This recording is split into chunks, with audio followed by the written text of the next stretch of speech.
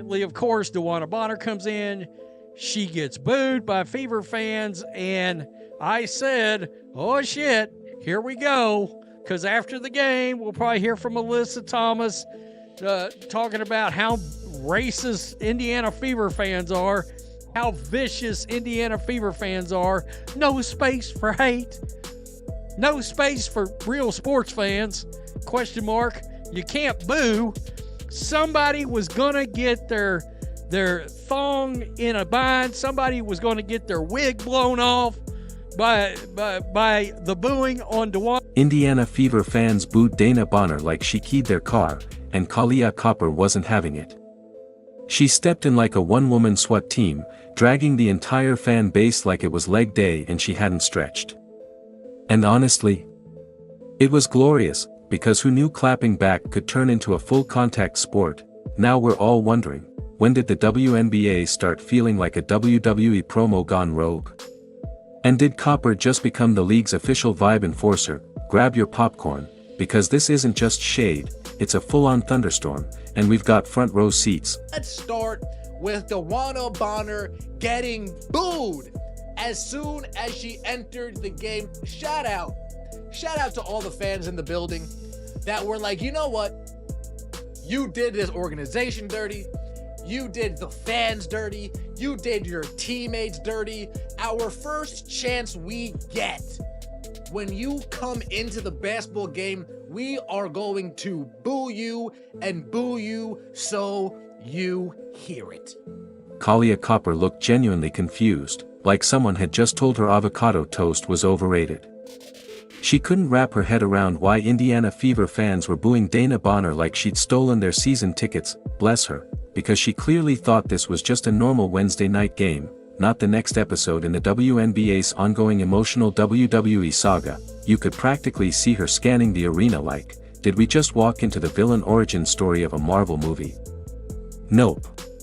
Just Indiana being Indiana. Oh, that's hate. No, I just don't know, and I don't really care.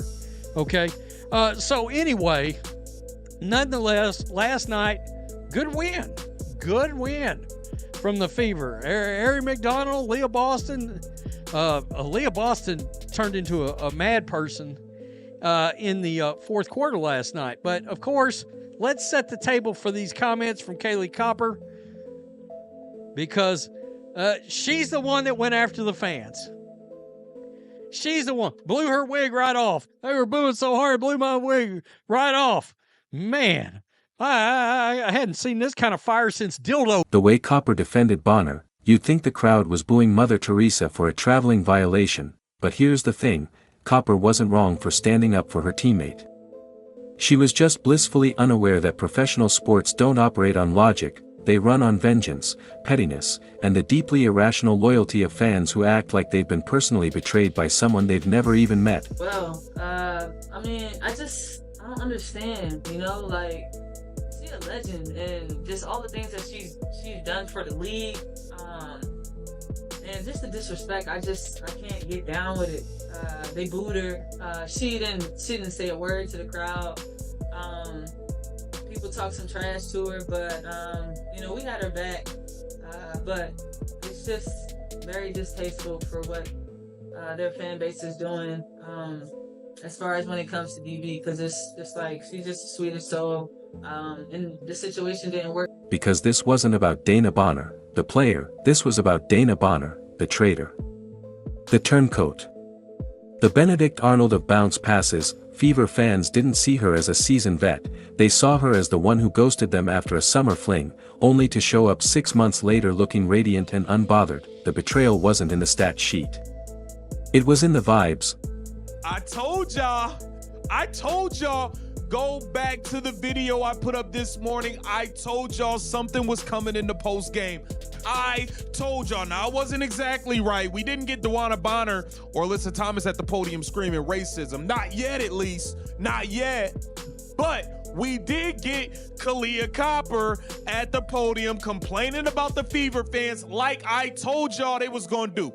They was going to make this about the Indiana Fever fans rather than them getting that ass waxed to death. And Copper, poor Copper, walked right into a landmine wearing emotional Crocs. She thought it was harmless booing, like someone politely disagreeing over pineapple on pizza, what she didn't realize. This was deep-rooted Midwestern heartbreak, the kind of heartbreak where you block someone on everything but still watch their stories anonymously. The kind that leads to 3-paragraph Facebook rants ending in, "just saying." Dana Bonner could have cured the common cold and invented sliced bread, and they still would have booed her like she bailed on a group project the night before it was due, because that sports fandom, love turns sour with the speed of a bad trade that you're the hometown hero 1 minute, public enemy the next, and Kahleah walking into all this, thinking it was just regular fan noise. That's like stumbling into Hamlet and wondering why everyone's crying in iambic pentameter. I can't believe this, man. I just finished watching Kahleah Copper complain about the Indiana Fever fan base booing DeWanna Bonner. She thought it was distasteful. She doesn't understand. She said DeWanna Bonner's done so much for the WNBA. She's such a sweetheart. And this is what you talking about. You do get it. You understand quite clear why she got booed. Same way she gets it. She knew she was going to get booed. Let's not act stupid now. Come on, B. She came to Indiana, got a max contract, played a handful of games, which she was terrible, and then quit on the team. To the point. Exactly. It's not just that Dana Bonner left, that it's how she left, the silence. The timing. The lack of closure. It gave fans just enough room to turn into full-time investigators, complete with Reddit threads, blurry screenshots, and emotionally charged PowerPoints labeled "The Betrayal." To them, it wasn't a career move. It was a breakup. A soul-snatching, storyline perfect, microwave left my food cold level betrayal. So when Bonner stepped onto that court, smiling like nothing happened, the boos weren't just noise. They were therapy. Loud, messy, irrational therapy, and poor Copper, glowing like she just got back from a yoga retreat, walked straight into that emotional wildfire. No apologies. No cryptic Instagram post. No, thank you, letter to the fans. Just vibes and jump shots, which, in Indiana. Yeah, that's a technical foul on public sentiment. Kahleah Copper with an embarrassing statement at the post-game podium after the Indiana Fever defeated them 107-101 in a DeWanna the Scammer Bonner return game, in which she had 2 points and stunk it up. This should probably be her last season. She's cooked. So, let's take a look at Kahleah Copper, who we just let you get. We ain't even get crazy with you with the wig thing. Like, we ain't even get crazy with you. So you doing this, like, Exactly. Copper walked into that arena with hoop dreams, and Indiana fans were there with emotional subpoenas. Her "why y'all mad" energy was innocent, but tragically misplaced, like showing up to a funeral in a party bus. Because this wasn't just a game. This was closure theater. And Dana Bonner was the unbothered ex who showed up looking better, playing better, and acting like she didn't ghost an entire fan base mid-season, and the fans? Oh, they felt that. Every jumper she hit was a reminder that she'd moved on. No apology tour. No heartfelt players' tribune essay. Just vibes, victories, and a jump shot smoother than the lies fans told themselves about her coming back. Meanwhile, poor Coppa's standing there like a confused therapist in a group session gone off the rails. She didn't realize she'd stepped into the Real Housewives of Indiana, Revenge Edition, because this wasn't about sports. It was about heartbreak, and tonight, the scoreboard didn't matter. What the fans wanted was justice. Of course, she's gonna get booed. Let me tell you something. Was it distasteful when she climbed the rankings for the all-time scorer, and this same Indiana Fever fan base gave her a standing ovation? Did you call that distasteful? You don't control fans. And Kahleah Copper, last I checked, you was from Philly. You was from Philly. The Flyers. What are we talking about? The Eagles. What are we talking about? The Phillies. Your fans are crazy. So don't act all shocked and call things distasteful. You might get your Philly pass. Exactly. Copper showed up with peace offerings, and the crowd came with emotional brass knuckles, because this isn't just basketball. This is spiritual warfare with a shot clock. And Bonner? She's not just playing the villain, she's thriving in the role. The side smirks, the silence, the surgical buckets. That's not indifference. That's calculated chaos. That's, I see your pain and I raise you 20 points and a cold shoulder. And the fans? They're not booing because they hate her. They're booing because they loved her once. That's the magic of sports, the line between heartbreak and heckling is razor thin. And tonight, Bonner danced on it like it was part of her warm-up. Meanwhile, Copper, poor Copper, is watching it all unfold like someone who got invited to brunch and didn't realize it was an intervention. She's caught between team loyalty and a storm she didn't forecast, trying to pass out good vibes at a funeral for trust, because yeah, it's irrational. It's dramatic. It's a little unhinged, but that's sports, and no matter how messy it gets, you have to respect the passion. All right, we gotta talk about it, y'all. We gotta talk about it. Kahleah Copper ended up being spotted in this interview talking about the boos for DeWanna Bonner, man. I mean, look, you know, at some point, the women gotta understand, it's a part of sports, all right? Like I stated in my last video, it's all about sports. This happens in sports. So now, every time Bonner steps on the court, it's not just a game, it's a spectacle. A flex. A reminder. She didn't just bet on herself, she bet against Indiana, and cashed out with villain origin story energy and Copper.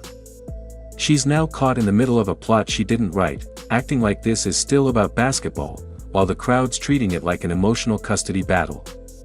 Because Bonner didn't just walk away, she vanished, reappeared richer, stronger, and completely unbothered. No farewell tour. No closure. Just vibes, buckets, and a deal that says, I win, and I don't owe you an explanation. That's not just a player move. That's a power move with glitter on it. Volley clap, and she ended up getting clapped by the Indiana Fever. Nasty work, Santusa Bali. You played like trash, by the way. That is the first tee, sick. Look at Santu clapping. She gets booed as well. She gets booed as well, and that's going to be DeWanna Bonner's only 2 points she scores this game at the free throw line. DeWanna Bonner, thank you. Come again. We'll see you next time. Alyssa Thomas, you knew Alyssa Thomas was going to come in here and say, how can I manufacture another investigation into the Indiana Fever fan base? And the wildest part. It worked. Bonner didn't just walk away from the table, she flipped it, set it on fire, and walked into her new locker room like nothing happened. No apology tour, no PR rehab, just vibes and victory speeches preloaded. She made front offices look like background extras in her highlight reel. She turned the WNBA offseason into a season of succession, backdoor meetings, power grabs, strategic silence. And now, she's bawling out like she didn't just emotionally detonate a fan base. It's bold. It's ruthless. It's iconic. And it's a cautionary tale. If you give a hooper enough leverage, they might just rewrite the whole script and hand it back to you with their autograph. This is exactly why your wig fell off during the game, Kahleah Copper. You're a goofy. Y'all expected the Indiana Fever fans to what? Give her a warm welcome back in the Gainbridge after sitting here and quitting on the team, not even halfway through the season, and you talking about it's distasteful, it's disrespectful the way DeWanna Bonner quit on this team. This is sports. You women's basketball players and women's basketball fans sit up here and act like everything is supposed to be peaches and cream all the time. Stadiums, arenas, everybody.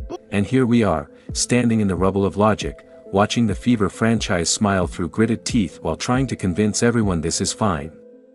Like that little cartoon dog in the burning room, except the room is a media circus and the dog just signed a near-max deal, because let's be real, this is not just a basketball decision.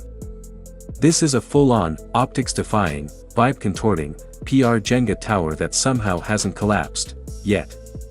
You've got Bonner, the league's reigning queen of calculated chaos, walking into Indiana like she didn't just ghost a team, hijack a trade, and bring a whole subplot with her. And behind her, Alyssa Thomas, still smoldering from last season's monologue, likely plotting her next hard screen like it's an act of civic duty. The fans know. The players know.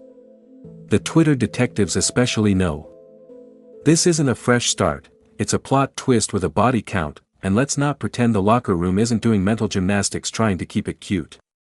You think chemistry is just gonna gel overnight? That trust falls are gonna fix the fact that your new star's wife basically went scorched earth on your entire franchise last year? Nah. This isn't team building. This is trauma bonding in real time, but hey, it's great TV. Because somewhere between Bonner's spin move and Thomas's 1,000-yard stare, the league got exactly what it claims it wants: attention. Headlines. Engagement. A whole storyline that makes people care even when they don't know the score. Is it sustainable? Probably not. But is it iconic? Absolutely. So buckle up. The season isn't just heating up, it's combusting. And Indiana? Well, they lit the match. K-Cop, got love for you. Got love for you. Y'all don't mind my kids. I don't know what they got going on in there. But, got love for you, man. But you gotta understand, okay? DB came to a team that believed in her, listened to her, right? Made her the leader. Literally made her the leader. If we can remember what Caitlin Clark stated about DeWanna Bonner, right? Said she has the strongest voice in the locker room. Looked up to her. And let's not forget Kelsey Mitchell. Exactly. Copper acting brand new about the booze is like showing up to a family reunion and wondering why no one's talking to the cousin who ran off with grandma's savings. It's not confusion, it's willful denial, because this wasn't just a roster move. This was a league-wide hostage situation with Bonner in the captain's chair, sipping smoothies and vetoing destinations like she's choosing a vacation, not a franchise. And fans? They were locked in, not because they wanted to be, but because she made the entire off-season feel like a season finale cliffhanger. You can't play that big a role in the chaos and expect confetti when you show up. Especially not in Indiana, where sports grudges are generational and forgiveness has a probation period. The locker room? Yeah, let's not pretend they're just doing trust falls and vision boards now. Half those players probably had group chats breaking down every twist in the Bonner saga like it was Succession. And now she's here. In their jersey. Like nothing happened. Please, this isn't just basketball anymore, it's drama with a stat line. And until Bonner drops a triple-double and a tearful apology in the same week, nobody in that building, players or fans, is going to fully buy it. The league may want to pretend it's business as usual, but Indiana fans? They're still watching the reruns and taking notes. Exactly what happened. You want to sit up here talking about these fans are treating her this way, trying to act like Indiana Fever fans are these horrible people, when all fans in all sports do the same exact thing. But now that it's the WNBA and it's one of these goofy ass players in the WNBA goofy women clique, it's a problem, man. Y'all are ridiculous. Remember when LeBron came back to Cleveland and they booed the hell out of him? Or when KD came back to OKC and they booed the hell out of him? This is regular sports activity. This is reckoning. This is what happens when a fan base feels gaslit by its own franchise, when the receipts are color-coded, time-stamped, and bookmarked. This isn't just a bit of post-trade grumbling, this is the emotional invoice coming due.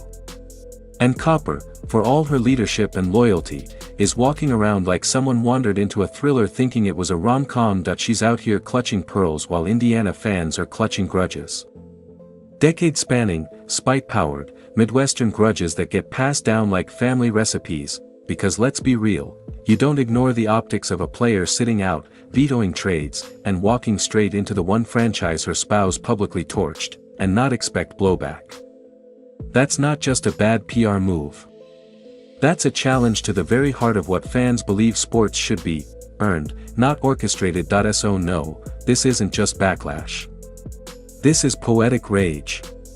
This is the sound of fans refusing to play along with the illusion that everything's fine just because the jerseys changed. Because to them, it's not about jerseys. It's about respect. It's about loyalty. It's about not pretending a hostage negotiation was a homecoming. Copper didn't read the room, and now the room is reading her.